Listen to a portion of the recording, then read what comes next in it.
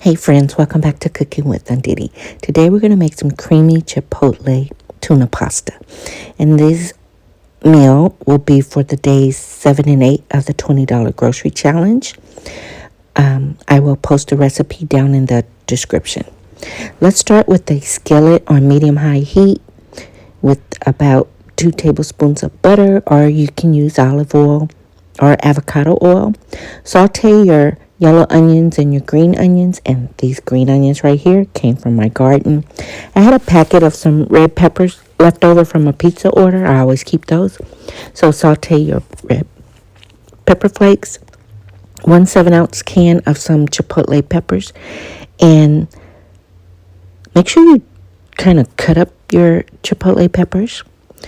All right, add in your heavy cream, stir it in.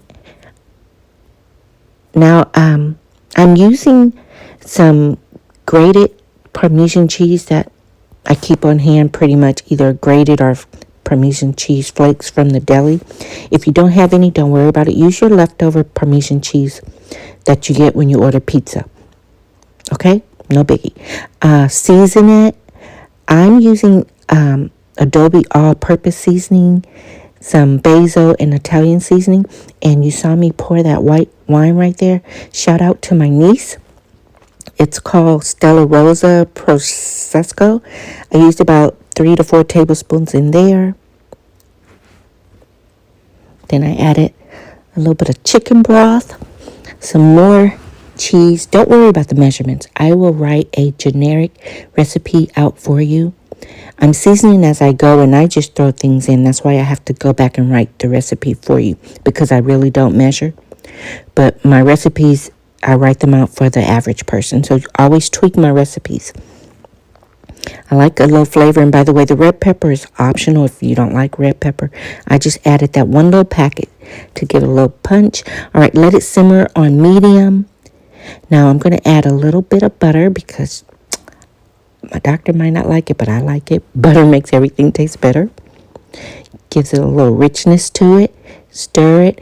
Now, I'm using cheese. I always keep cheese in my deep freezer and in my refrigerator. This is mild cheddar cheese, and I'm using 2 different bags because that's what I had left on hand.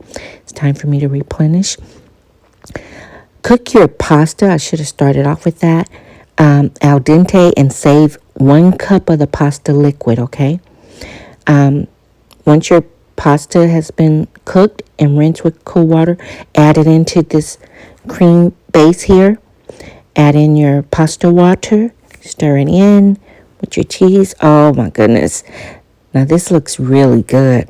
And hey, guess what? This is my first time making tuna pasta.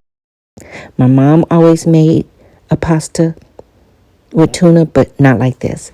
All right, and on my $20 grocery challenge, I bought 1 can of tuna, and I honestly don't think that's going to be enough, so I'm going to go into my emergency storm supply and go grab a can of tuna in a minute.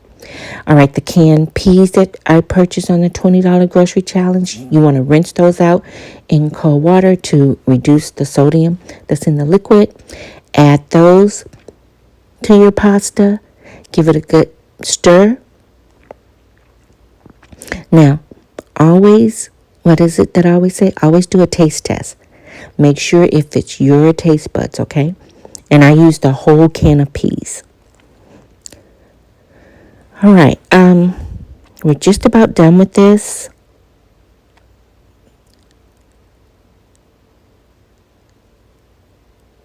I had to dice up this, what do you call that? Chipotle pepper. It was too big.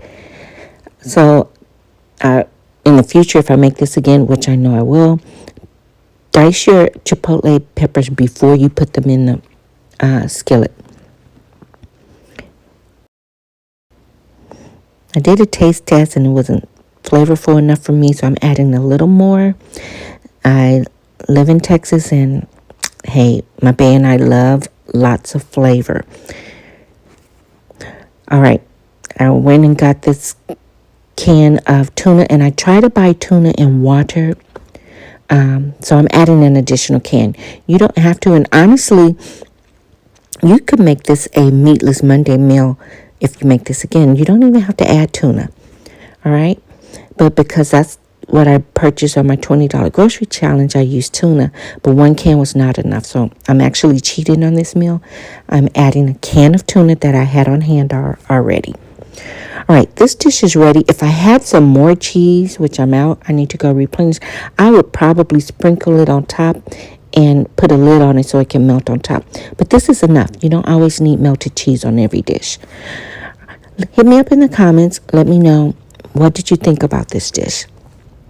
I can tell you, my bae absolutely loved it. He gave it 5 stars and has requested that I put this in the rotation for meals for us to have again. All right, peace.